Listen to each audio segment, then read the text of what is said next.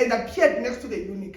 Therefore, after that, when this man asked him, "Wow, what is this verse about?" he began with scriptures and told him the good news about Jesus. This scripture that you are reading, it has already been fulfilled.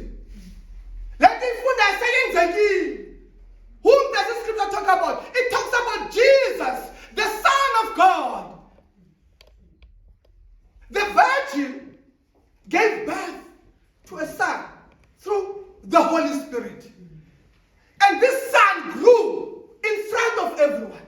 He preached the gospel. And guess what? Just as the scripture says that he was taken away, therefore he was killed on the cross. He died for my sins and for your sins. Therefore, in the Bible now, Philip explained the scriptures, and therefore, after he explained it, I believe that he also explained it John 3:16. That for so God loved the world that he gave his only son, that whoever believes in him may receive one eternal life.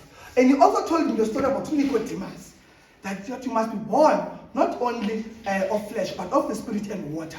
Therefore, what prevents me from being baptized? The eunuch. He's asking because he knows, based on the Holy Scriptures in the Old Testament, about what was done to him. And therefore he said, here is much what is there anything that prevents people to be baptized. There is nothing. Therefore they went to the water, but in one baptize of Philip. Amen.